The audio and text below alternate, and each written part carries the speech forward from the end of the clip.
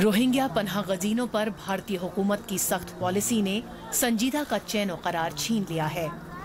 2012 में म्यांमार से जान बचाकर भागी संजीदा दिल्ली के एक रेफ्यूजी कैंप में रहती हैं। शौहर साथ नहीं है, बस एक सिलाई मशीन और छोटी सी दुकान की मदद से बच्चों की परवरिश कर रही हैं। म्यांमार के ताज़ा रेफ्यूजी क्राइसिस के बाद भारत ने संजीदा जैसे तकरीबन 40,000 रोहिंग्याओं को डिपोर्ट करने की बात कही है। बाहर का देश कैसे जाऊंगा, हमारा देश में बहुत अभी के हालत को बहुत बुरा है। जितना माँ बहन कत्ल कर दिया, जितना गांव में पूरा जला दिया। 1100 गज के इस कैंप की जमीन ज़कात फाउंडेशन नाम के एक NGO की है। तंग गलियों में बसी इन खस्ता हाल झुग्गियों में तकरीबन 250 लोग रहते हैं। गुजार औकात का जरिया टेम्पररी नौकरियां या छोटी मोटी दुकानें हैं, लेकिन यहाँ रहने वाले ज्यादातर बच्चे स्कूल जाते हैं और सरकारी हेल्थ वर्कर्स उन्हें मॉनिटर भी करते हैं। गुर्बत का ये आलम भी इन्हें म्यांमार लौटने से ज्यादा कबूल है।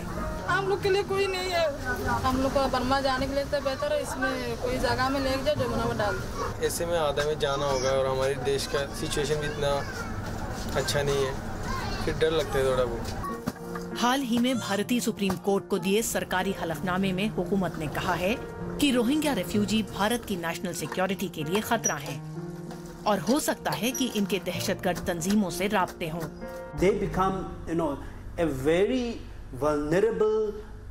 ये इंतहा पसंदी का आसान शिकार हो सकते हैं।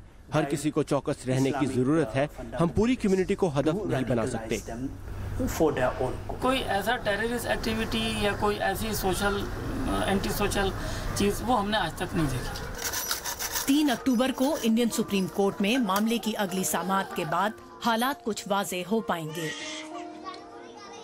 पहले अपने वतन से बेदखल किए गए और अब पनाहगाह में मौजूदगी के बारे में भी सवाल उठ रहे हैं।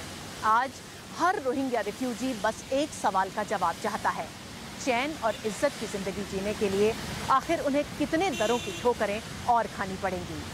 Ritul Joshi, Urdu voice of America, Delhi.